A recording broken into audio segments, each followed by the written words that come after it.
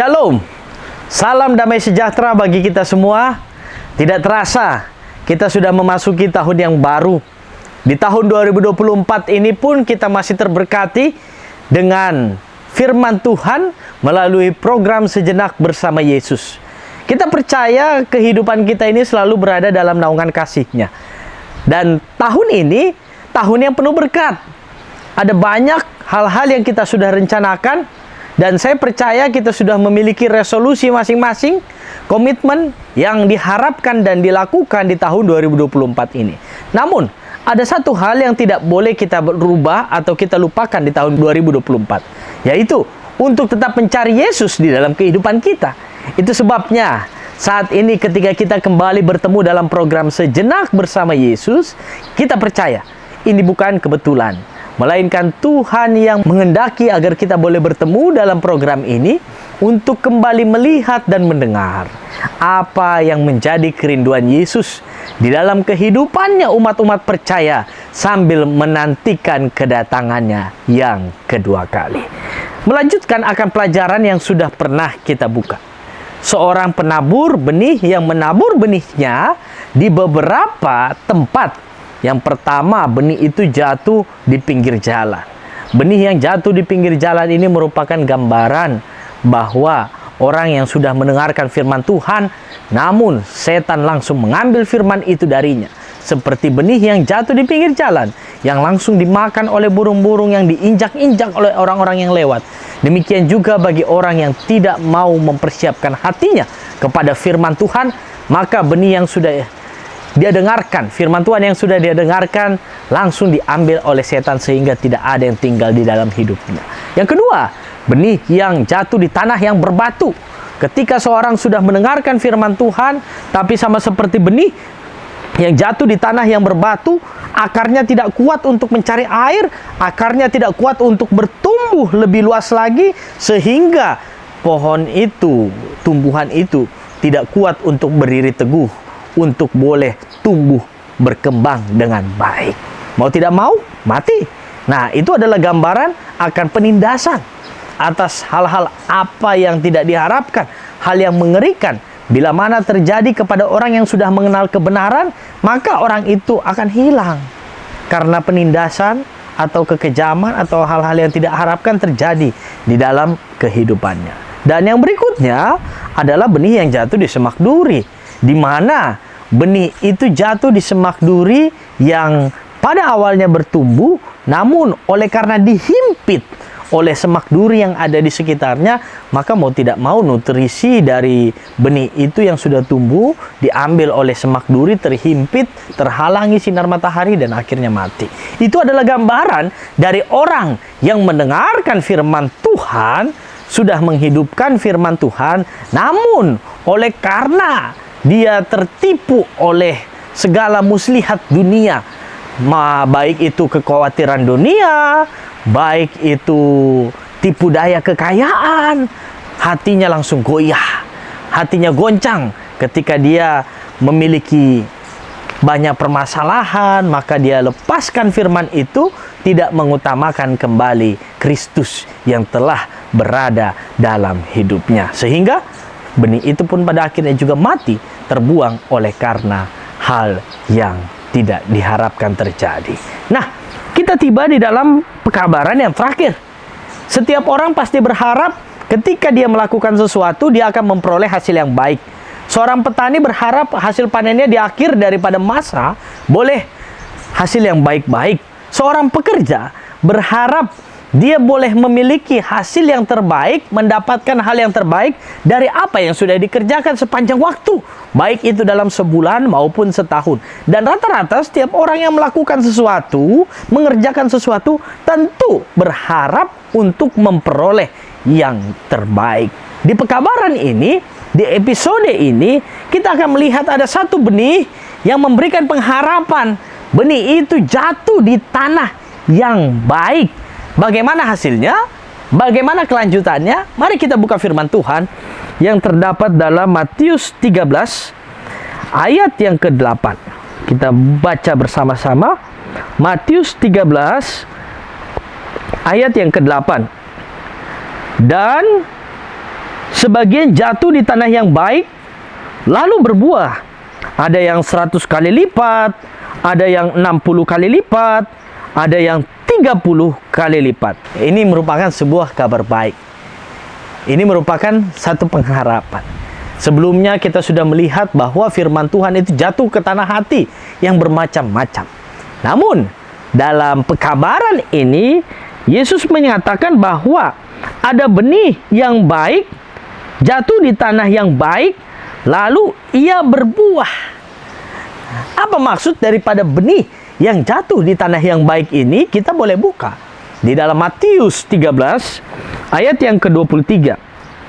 Yang ditaburkan di tanah yang baik ialah orang yang mendengar firman itu dan mengerti. Karena itu ia berbuah.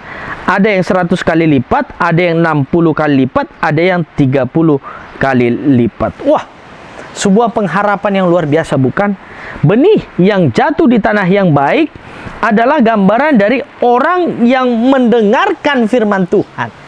Jadi ketika kita saat ini pun mendengarkan firman Tuhan, kita masuk ke dalam kategori itu. Tapi tidak berhenti di situ. Karena selain daripada mendengarkan firman Tuhan, dia mengerti akan firman itu. Orang-orang yang mendengarkan firman, ketika kita mendengarkan firman, umat-umat Tuhan yang terberkati, ketika kita mendengarkan firman dimanapun kita berada, maka kita harus pelajari dengan seksama. Mari kita buka akal pikiran, sehingga firman yang sampai ke telinga kita itu boleh kita mengerti. Jangan sampai ketika kita mendengar firman Tuhan, lalu kita tidak mau memberikan perhatian kepada firman itu, akhirnya kita tidak mengerti. Jadi sia-sialah firman yang sudah kita dengarkan, sia-sialah waktu yang sudah kita sisihkan untuk mendengarkan firman itu, padahal kita tidak mau mengambil waktu untuk mengerti firman itu. Itu sebabnya, ketika kita mendengarkan firman Tuhan, pastikan membuka hati selain dari membuka telinga, agar kita mau mengerti firman itu. Nah, gambaran yang diberikan ketika seorang mendengarkan firman Tuhan dan mau mengerti, maka dia mau membuka hatinya. Dia mau menyimpan firman itu di dalam hatinya. Dan ketika firman sudah disimpan di dalam hati, maka firman itu akan membuahkan ketekunan. Firman itu akan membuahkan sikap, tindakan yang baik.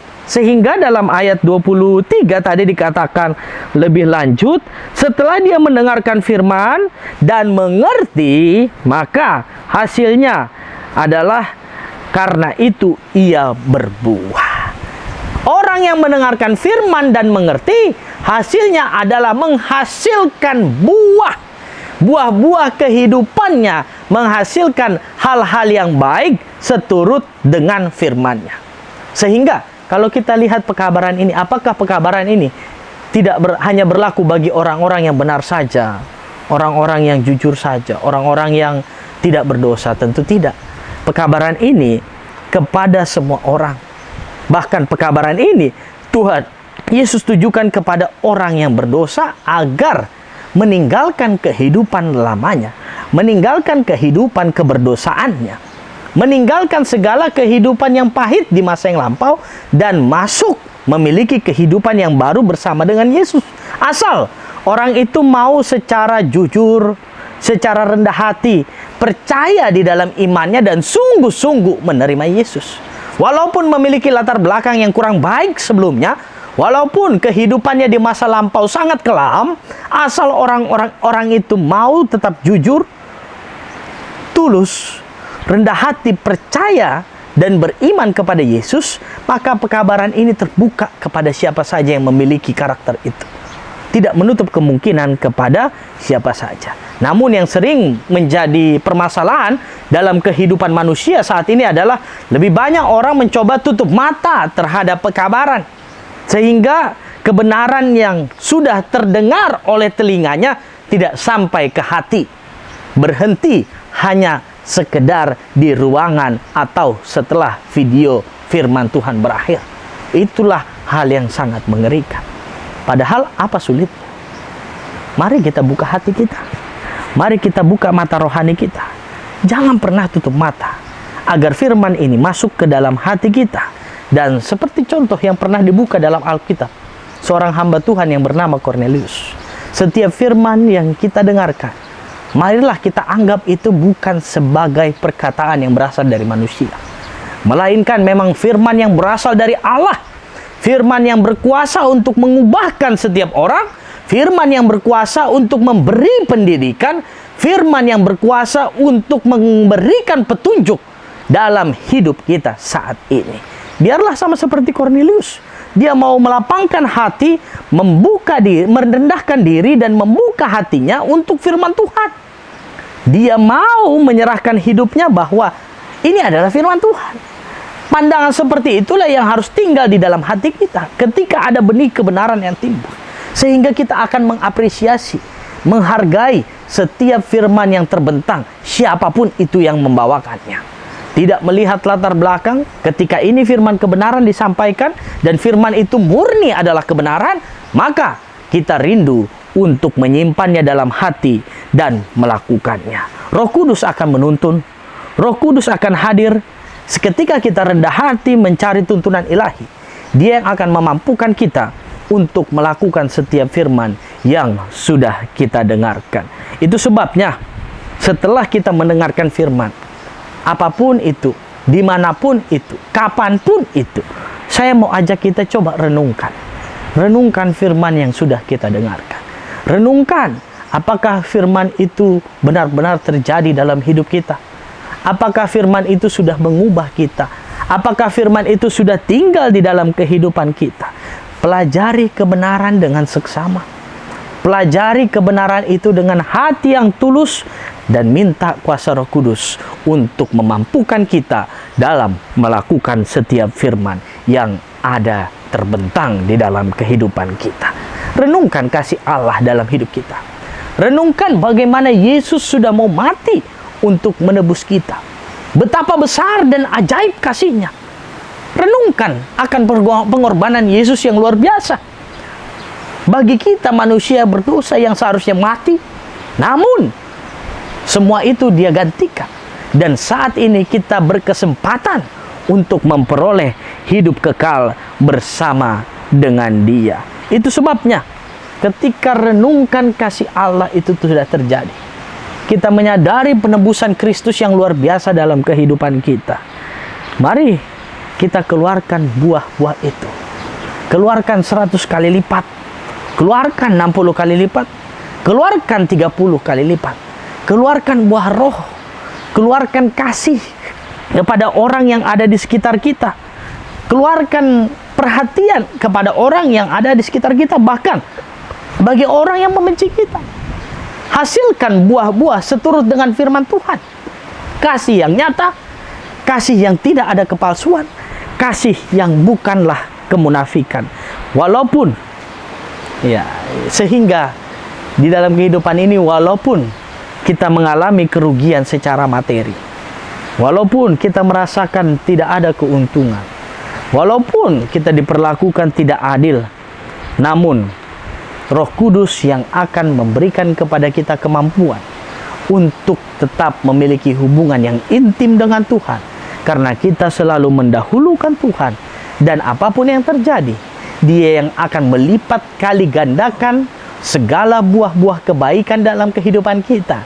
Dan nyatalah dalam kehidupan kita ini yang akan muncul adalah tabiat yang serupa dengan Kristus. Jadi sebagai kesimpulan bagi kita di pelajaran yang indah ini, di hari ini, yakin dan percaya, buka hati, kita siapkan diri, jangan pernah kita merasa tinggi hati. Pelajari firman yang sudah kita dapatkan, renungkan, izinkan Roh Kudus memberikan pengertian bagi kita dan memampukan kita untuk melakukan setiap firman yang ada. Sehingga firman yang kita dengarkan itu tidak sia-sia, tidak berlalu begitu saja, melainkan boleh tumbuh dalam hati kita.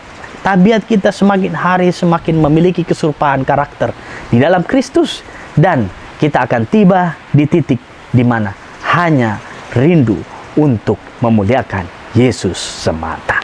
Inilah perenungan kita, firman Tuhan bagi kita di hari ini. Kiranya Tuhan Yesus memberkati kita semua. Mari kita berdoa. Bapa, terima kasih. Kesempatan ini kami rasakan hadirat-Mu. Dan kami bersyukur, kami mau membuka hati, kami mau menerima firman-Mu ya Tuhan. Kiranya Engkau memberikan kepada kami roh yang mau belajar, mau mengerti, dan mau menghidupkan setiap firman yang sudah kami dengarkan, agar waktu yang kami sudah sisihkan tidaklah menjadi sia-sia dan hilang begitu saja, melainkan memberikan pembaharuan budi setiap hari.